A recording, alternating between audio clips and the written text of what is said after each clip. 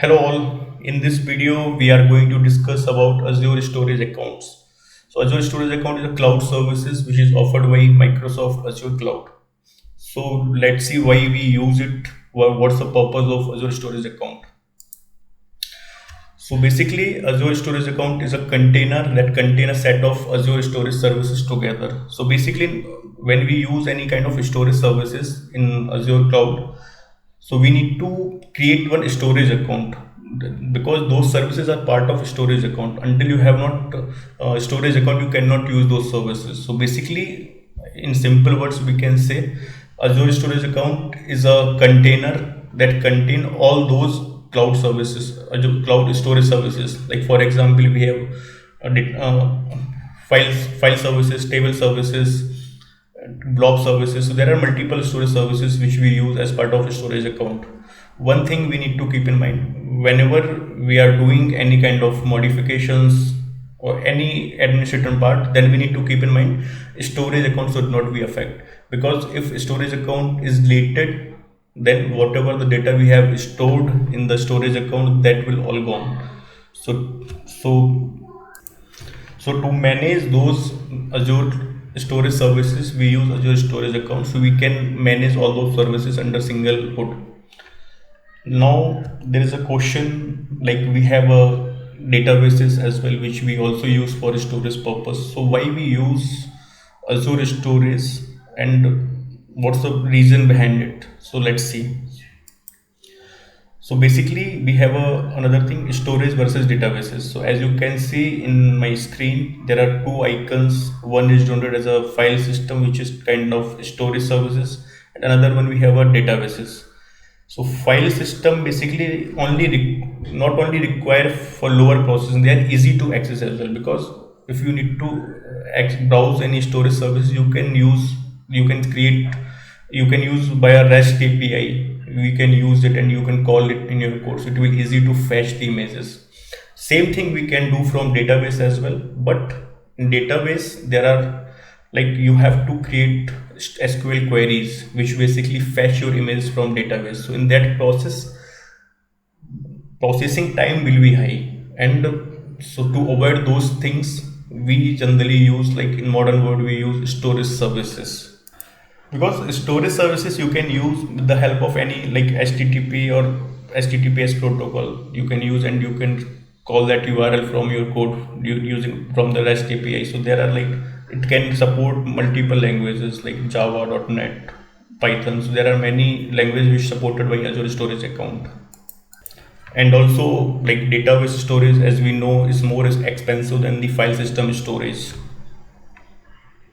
Okay, so next we will see types of storage accounts.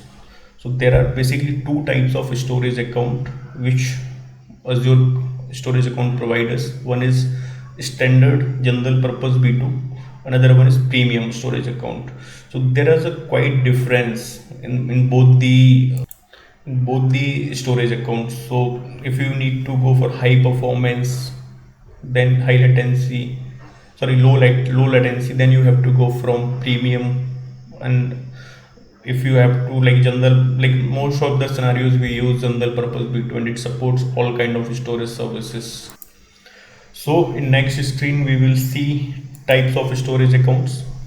So as you can see here, we have four kind of storage accounts. First one is general purpose B2, which is recommended by Microsoft, and like in most of these scenarios we will use these services. So in standard general purpose B2, it supports all kind of storage services. As you can see, blob services, queue services, table services, and file services. So all the major services, all the sub services, basically is cloud storage service it supports. And redundancy will come in a next slide in redundancy part. And another one, we have premium blobs. So it's basically for, like, basically premium storage account type for blobs and append blobs. It's recommended scenario with high transaction rate, or that use small objects or require consistently low storage latency. So for those purpose, basically we use premium blobs. And we have premium files here that support Azure file services. because it's only for file services. And redundancy, as I told you, we will come to the next slide for redundancy, because I have defined a proper slides for redundancy. So premium, and another one we have premium page blobs. So it supports only page blob cloud services, only storage services. So we'll come to the redundancy part now. So whatever the data in your Azure storage account is always redundancy. Basically, in a simple words, if I say, it's kind of replications. Like if you are storing your data in a cloud, so it should be replicated somewhere for high availability, or high durability, high security. So those purpose basically we use redundancy. So redundancy also, there is multiple types of redundancy which Microsoft Azure provides. So basically, whatever the data in Azure storage account is always replicated to ensure durability and high availability. Choose a replication strategy that match your durability requirements. Some settings cannot be changed after the storage account is created. So whenever we configure redundancy in Azure storage account, there are few options, few things which cannot be changed once you created those services, like after once you created the storage accounts. Because when you create the storage account, you have a ability to edit the service account, and you can make some modifications on Azure storage accounts, but there are few settings which you cannot change it. So okay, next thing, so this is the first kind of redundancy which we have, which is called local redundant storage, LRS. So local redundant storage replicates your data 3 times within a single data center in the primary region. What does it mean? So basically, you will be having a primary region. It could be a West India, East US, West US. It could be a single region. In single region, you will have one data center only, and within the one data center, your data will be replicated 3 times. So this is called this is part of a local redundant storage. So you can see here, LRS provide at least 11.9 durability of object over a given year. It means 1 year your data will be there, like 99.999%. This kind of like availability, durability your data will be having for this much time. And when it comes to a cost part, LRS is the lowest cost redundancy option and offer least durability compared to other options. Like we have other redundant storage options as well, but as part of this particular service, it gives us a like we will get a lower cost when we use this services. And LRS protect your data against server rack and drive failures. So suppose, as you can see in my screen, these 3 copies we are replicating in single data center. So in single data center, it means there will be multiple racks, multiple drives will be there. So in case, if suppose this copy 1 is in a rack A, copy 2 is in a rack 2, and copy 3 in a rack 3. So if rack 1 got failed, then you have the rack 2 and rack 3 as a backup. So it means it's replicated 3 racks or 3 drives basically, and those will be separated. So another thing, if your application, so I'm sorry, I missed one point. However, if a disaster such as fire or flooding occur within the data center, all replicate of storage account using LRS may be lost or unrecoverable. Because so it means this is the single region, and within this region we have a single data center which we are using. If suppose something goes wrong with this entire data center itself, then whatever the racks will be there in this part, everything will be gone. So you cannot recover your data. So to overcome this kind of issues, we have another redundant storage options, which we will see in the next slides. Okay, so next we have a zone redundant storage, which is called a ZRS. So zone redundant storage replicate your storage data synchronously across 3 Azure availability zone in the primary region. So what it means, as you can see in this image, again it's a single region. It could be South Asia, South Korea, East to West, West to West. It could be any region, but in this region we will be having different availability zone. As you can see, like it means multiple data centers. Like in one country you will be having three data centers. So whatever the data you will store under this zone redundant storage options, your data will be represented in three data centers. So in case if anything goes wrong with one data center, in that case you will be having backup of your data in two other data centers. So to overcome, like in LRS we have seen, in case of flood or any disaster happen, then whole data center will be gone, because because all the three copies part of the single availability zone. But here it provides a three availability zones, and also it offers a 99.129% in a single given year. Your data will be durable under this particular time. It's kind of SLA which Microsoft provide. And one more thing, each data center here will have separate racks, separate physical locations, separate power, separate cooling, separate networking. So they will not be like physically connected. Something goes wrong, then it will affect this data center. It will not happen. It will be a separate, or everything will be separate in all these data centers. Okay, so next redundant option we have geo-redundant storage option, which we call a GRS. So geo-redundant storage options basically provide basically copy your data synchronously three times within a single physical location in the primary region, and it also use like using LRS, which we already discussed. Then it can copy your data asynchronously to a single physical location in a secondary region. Like that could be 100 miles of away from the primary region. So basically here we are having a two regions, but physical locations, as you can see.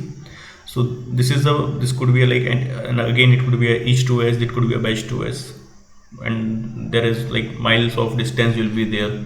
What in your here data will be synchronously copied first here, then asynchronously copied data on this region. So GRS offer durability of Azure storage data object at least 16 nines over a given year. So we have seen ZRS and LRS. So this option provides a more durability.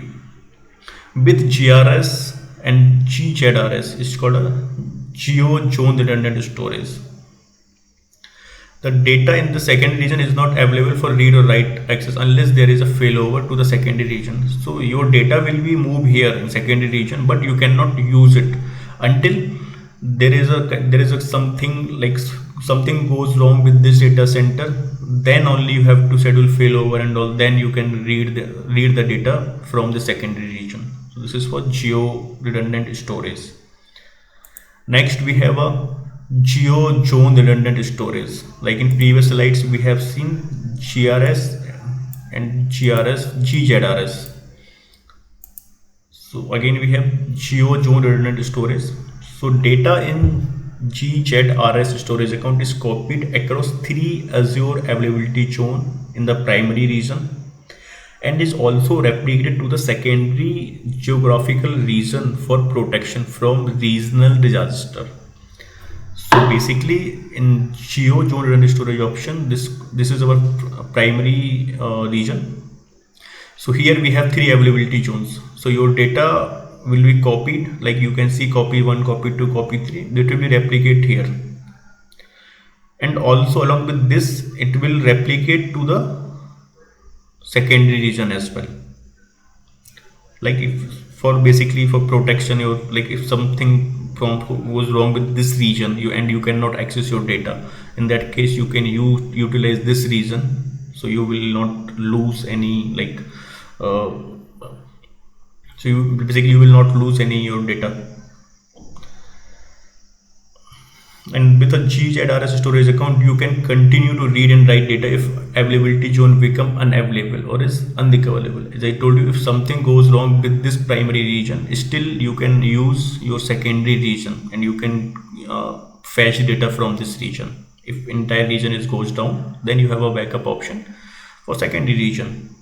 And here we can see it's also provided the 6 nines durability of objects over a given year. So 99.69% SLA which Microsoft provide under this storage account.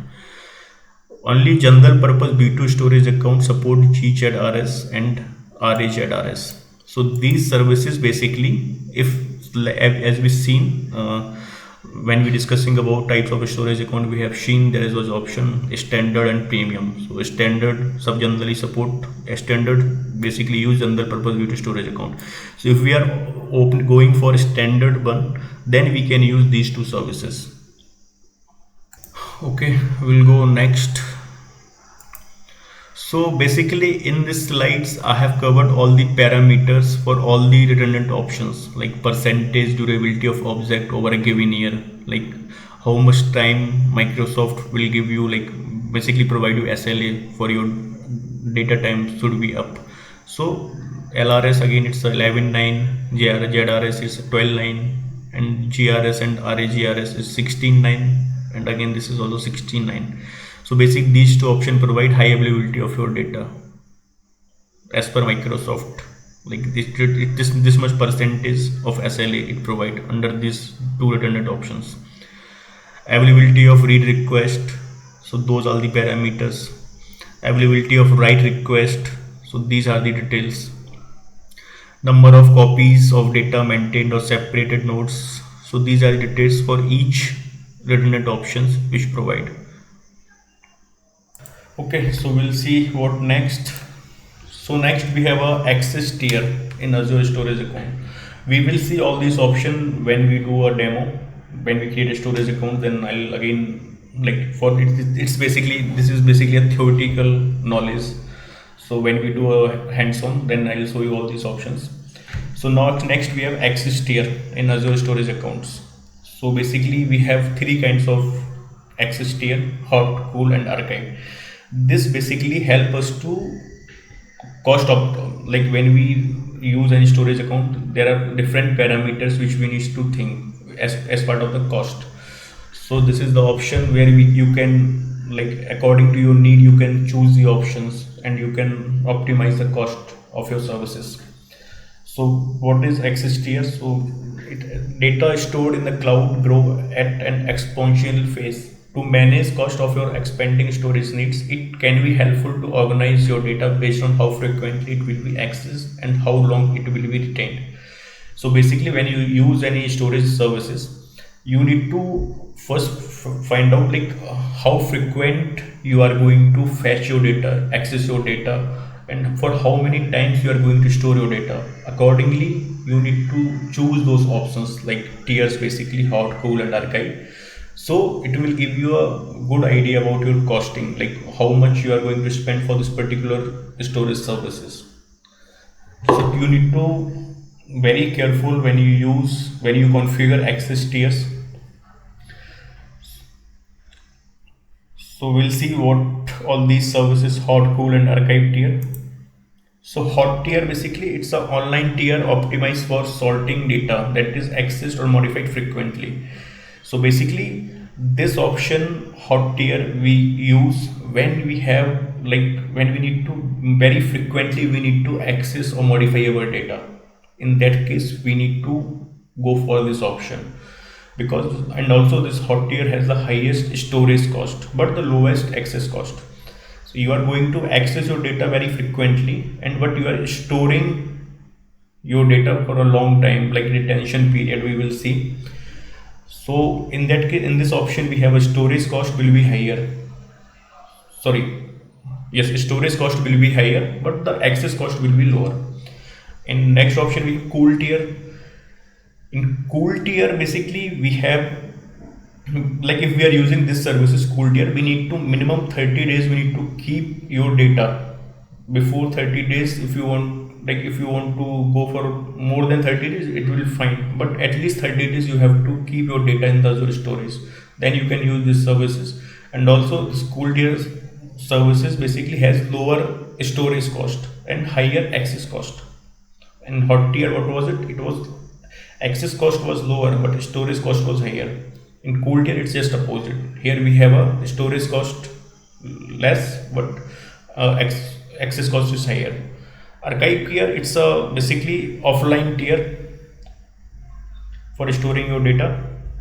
Basically, archive tier we use when we both very rarely use storage services like fetch data or modify data. In that case, we use. So in data, like, and so basically archive tier is offline tier optimized for storing data that is rarely accessed and that has flexible latency requirement on the order of hours.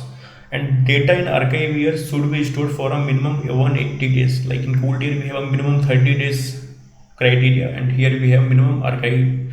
For archive tier we have minimum 180 days if you need to access your data. So here in the next slide I have summarized the access tier options. Like, so these are the parameters. So it basically gives you quick idea like what provide what, like in terms of availability. You can see like hot tier it's 99.9%, in cool tier we have 99% only. So these are all the parameters I have specified here. So there are some important points when we configure our storage accounts. So these options, what are those options? First thing is recovery. So if you are storing your data on Azure cloud services, you need to think about recovery as well. If by mistake or accidentally if you delete your data, then what happened? So there are some recovery option as well which Microsoft provide. So we'll see what it is. So, and basically these recovery options we will see when we configure our storage account under data protection tab. There we can see our these options. So first is enable point in time restore for containers. Enable point in time restore for containers. So point in time restore provide protection against accidental deletion or corruption by enabling you to restore back block data to an earlier state.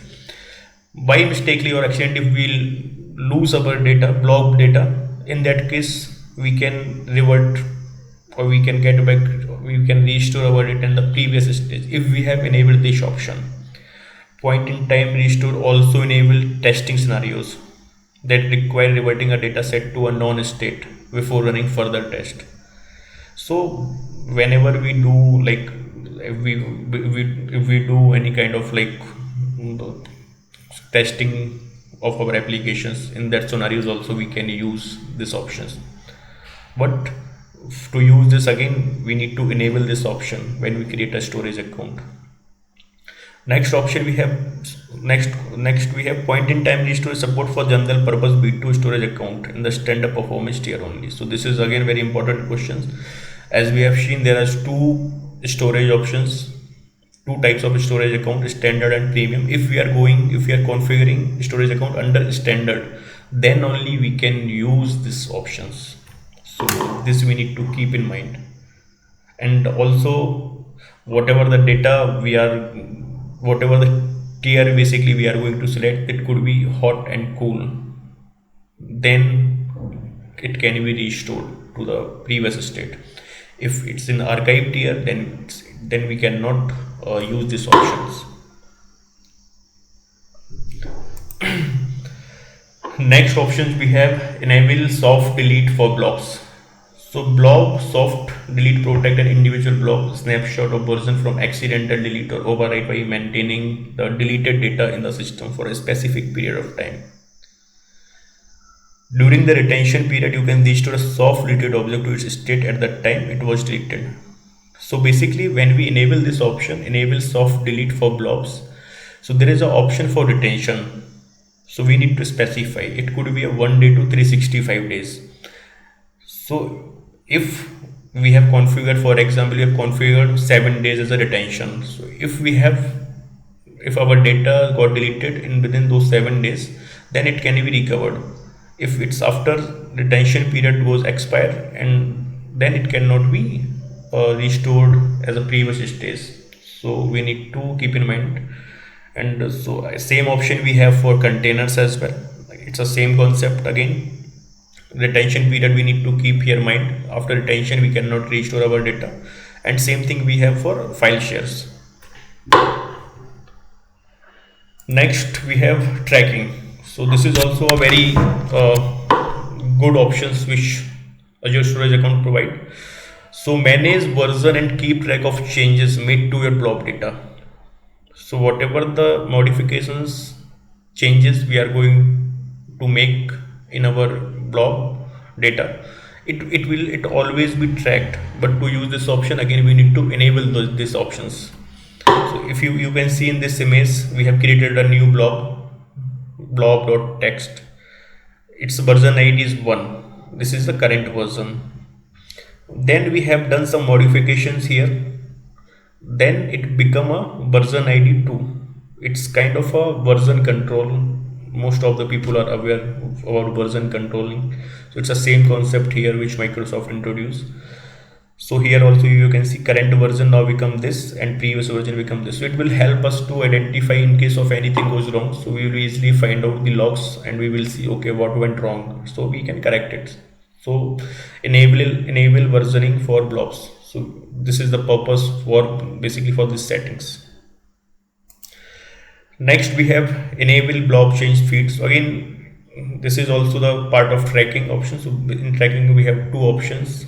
As first we have seen, another one is enable blob change feed. The purpose of the change feed is to provide transaction logs of all the changes that occur to the blob and the blob metadata in your storage account. So the change feed provide ordered, guaranteed, durable, immutable, read-only logs for these changes. So as part of this image, we can see like first blob1.txt we have updated. Then we have override, it become blob2. Then we have again first we have updated, then we have create, then again we have I think its image is not proper visible. Anyways, I'll correct it. So it's basically, again, it's kind of whatever the modifications you are going to make on these files, it will be tracked, and you can see under the transaction logs whatever the events happen with this particular file. So that's all. In next slides, in next video, we will see how to configure storage account, and I'll again give you a very brief about those options which we have seen here. So thank you very much. I hope you have enjoyed this video. Thank you so much.